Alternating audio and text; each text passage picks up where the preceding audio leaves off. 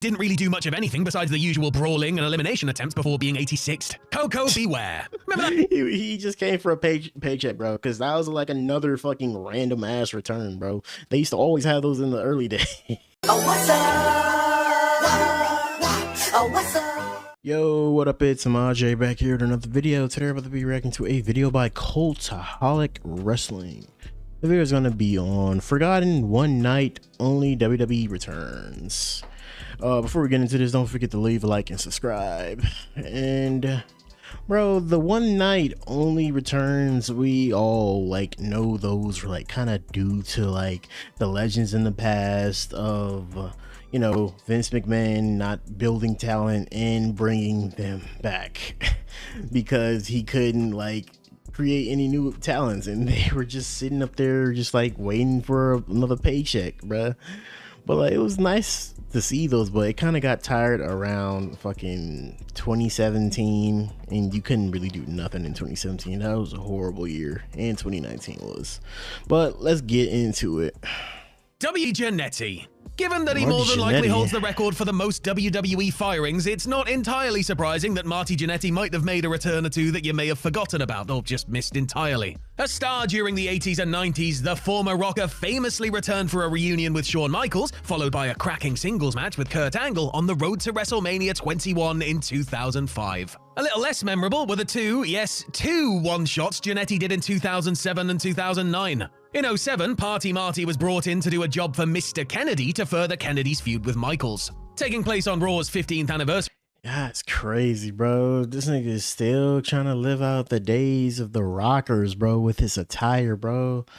That proves that, like, you know, Shawn Michaels escaped that purgatory. He made sure he was like Vince's next big project back in there. I know Marty Jannetty really kind of regrets that to this day, but like, Jesus Christ, man, I mean, hey, you can't really just know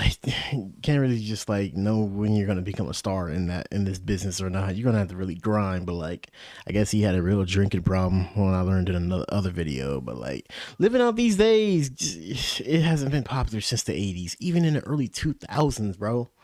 Episode, it couldn't hope to stand out from stuff like the I meant 90s, sorry. Jeff Hardy and Carlito Intercontinental title ladder match, or the Reformation of Evolution, and Jannetty looked a lot less impressive than he had almost 3 years prior. In 09, Jannetty was brought back for another night where, looking even older and slower and not exactly receiving a thunderous pop or anything, he did the honors for United States champion The Miz in a non-title match. Rob Van Dam. Jesus. Burnt out on the road and fed up with the state of his career and the professional wrestling industry in general, Rob Van Dam opted to leave WWE when his contract expired in the summer of 2007. In the aftermath of his exit, RVD made it clear that he was done with wrestling for the foreseeable future, didn't care if he ever stepped foot on an airplane again, and basically warned promoters against trying to book him in the short term. So it was certainly unexpected when, about 6 months after his last WWE match, Van Dam showed up unannounced on Raw. Mr. Monday Night was on hand for the... Hey, that was low-key kind of crazy. And plus, like, nigga, you know that paycheck probably changed his mind. He probably, like, you know, returned for like a little one-off to just get a little quick paycheck. Everybody needs that little one paycheck that'll, you know, put them a little over, because money's always in the talks when it comes to anything. Aforementioned Raw 15th anniversary show, where he interrupted Santino Marella as the Milan Miracle was running down the WWE legends who were there for the festivities. RVD handily beat Santino like a jobber in under a minute in an impromptu match. Van Dam got a good reaction, naturally, but this felt like a bit of a waste for a return, given the show it took place on and how rushed the whole segment, which reportedly had time cut from it, felt. Scotty Too Hotty. Another thing on the Raw 15th anniversary show, I promise I'll stop talking about it in a second, was the special battle royal featuring some recognizable characters from the past. Steve Blackman, Gangrel, Bart Gunn, Flash Funk, and The Goon were just some of the luminaries competing in the good name of nostalgia. Scotty Too Hotty was also there, though fans had actually seen him on WWE TV earlier in the year, prior to his release that May. The Worm wouldn't be seen on WWE television for a long time, as Scotty did the indie thing while pursuing a post-wrestling career as a firefighter. But on the episode of NXT TV that aired on August 15th, 2012, Scotty made his first WWE appearance in almost 5 years, answering Heath Heath Slater's challenge. Since the demise of the three-man band, Slater had been keeping himself busy by calling out and being trounced by WWE legends like Vader, Sid Vicious, and Road Warrior Animal. Stopping by NXT, Heath issued a challenge to anyone in the back, a call that was surprisingly answered by Mr. Too Hotty. Scotty would make a couple of further appearances on WWE TV in early 2014 before eventually joining the developmental system as a coach. Lita. Yeah, that's cool as fuck, bro. I like the aspect of him becoming like a firefighter too, bro. I respect that. And bro, returning like as like a little one-off, it's always like surprising, and hearing that like old music, turn it up. Bro, that's always gonna be like a little classic thing. At least that can get by. But Marty Jannetty's thing, that I don't know, I figured that just can't get by, bro. Heath Slater was originally only supposed to lose to a returning Vader in a one-off match, with other WWE stars losing to legends from the past afterwards, as part of a storyline building to the historic Raw 1000 show. But Slater knew he could make it something more than it was, and pitched to be the guy that every legend beat to a perplexed Vince McMahon, who agreed to the plan. It all built to the big night where Heath would really get what was coming to him, and speculation was rampant as to who would be his mystery opponent on the show. Lita was not a name that most people would have guessed, but the multi-time women's champion stood opposite Slater at Raw 1000. It was just her fourth WWE appearance since retiring at Survivor Series 2006, though she weirdly didn't get that big of a pop, and the spotlight was taken away from her a bit as the APA, along with a bunch of legends that Slater had tangled with in previous weeks, helped Lita beat him in seconds. Man, just so you know, Lita, you will always get like cheers from me, man. Just saying, bro. Shit. Next time she'd actually show up would be for her own Hall of Fame induction. Tommy Dreamer. That's fire. Extreme Championship Wrestling, as we know and love it, was really only around between 1994 and 2001, but its legacy has lived on ever since its demise. Seriously, it will never truly die, because fans, promoters, and yes, some of the ECW originals will simply not let that happen. Perhaps no one truly embodied the spirit of ECW quite like Tommy Dreamer, who poured his heart and soul as well as his own money into keeping it going during tough times.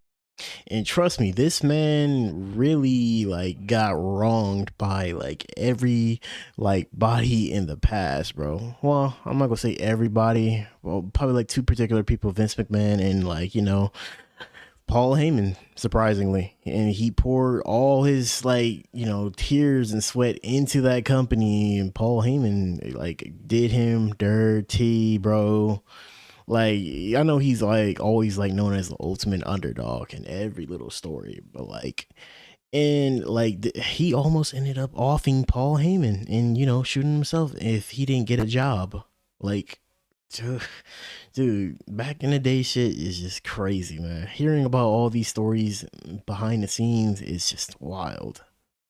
The innovator of violence still essentially looks and wrestles like his old ECW self, so it made sense for WWE to bring him back as they did in 2015 for a series with the Wyatt family, when the company hit ECW's old Philadelphia stomping grounds. The series between Tommy, the Dudleys, and Bray and the Boys was memorable in its own way, but it wasn't the first time Dreamer had been brought back since his 2010 release. No, on the 2012 Slammy episode of Raw, which again took place in Philly, Dreamer was revealed as a surprise partner for The Miz and Alberto Del Rio for their six-man with 3MB, beating Heath with the DDT.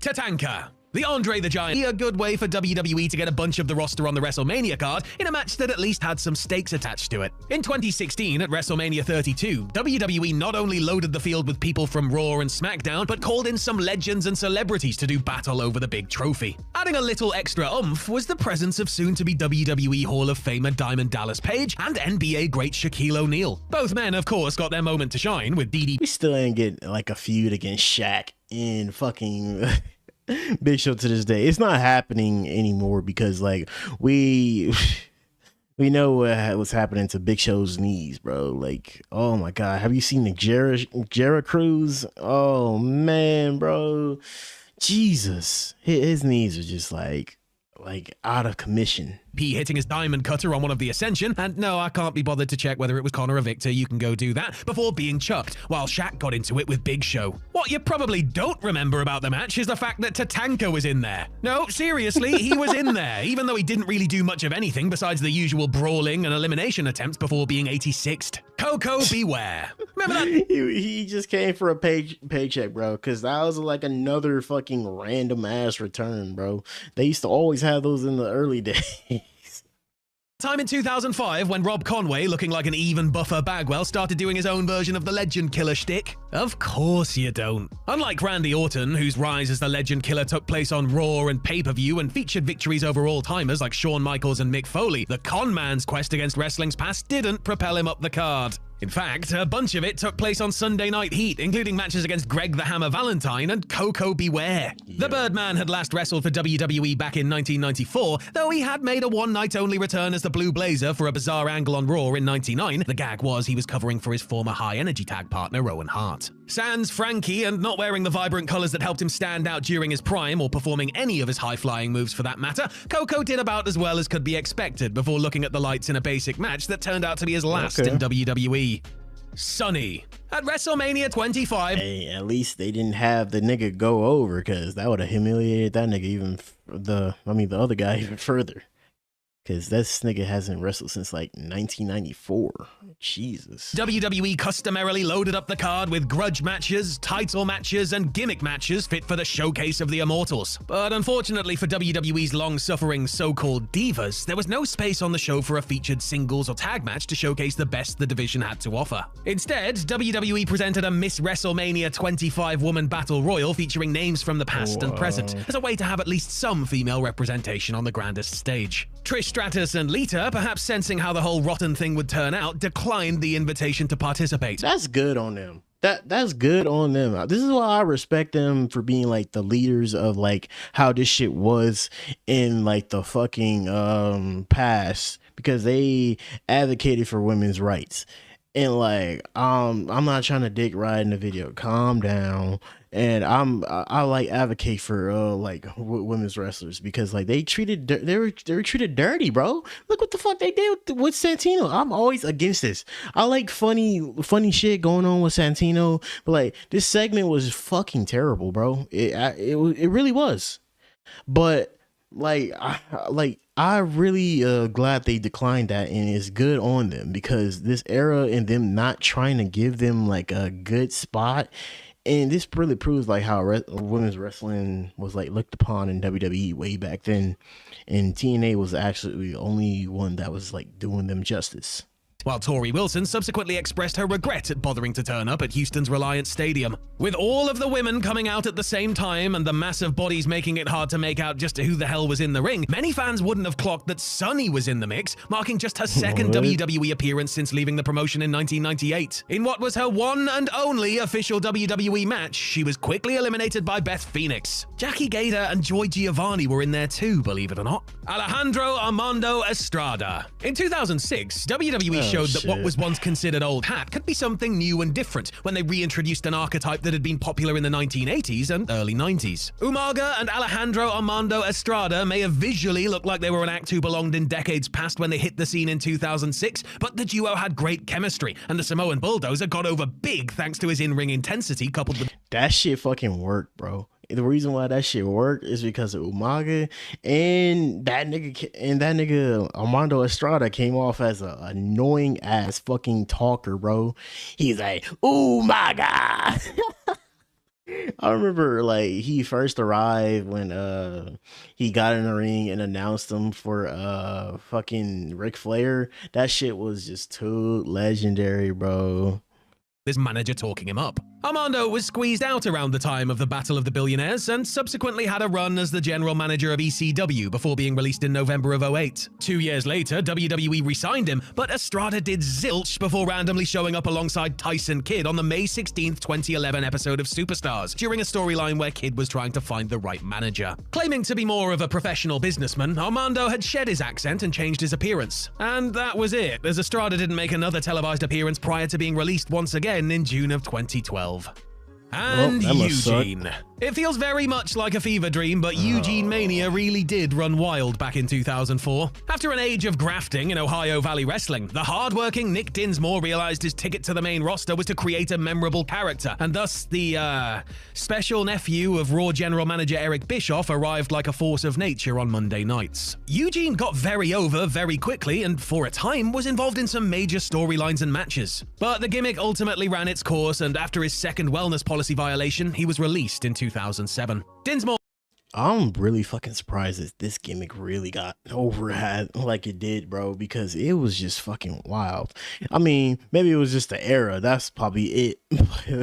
In this era, that shit would not get over, bro. Too many people are like sensitive around the world now, man. Had allies in the company, however, among them top star Randy Orton, who helped pull some strings to get Eugene his job back in the summer of '09. After 2 non-televised matches at house shows, Eugene made his grand return on the August 10th episode of Raw, losing to the Calgary Kid, The Miz in a mask, in a contract on a pole match. 4 days later, Dinsmore was released yet again, with reports suggesting that WWE management were unhappy with his weight. I know that I, personally, was furious. I wanted the big buff Eugene I knew and loved. Oh my fucking god, bro. Yeah, these were some random ass fucking one-offs. I think the most random were, you know, Koko B Ware and, you know, like Rob Van Dam turning up on like a contract like 6 months later. Like I said, it's the money, but like I think the old retired gimmick of like Marty Jannetty wouldn't just like work in any era after like the 90s, bro. I feel like that's like a gimmick that's like stuck in that era, bro. But these were like a good list, and go check out Cultaholic Wrestling if you guys want to see more by them. But I'm going to be reacting to some more Cultaholic videos.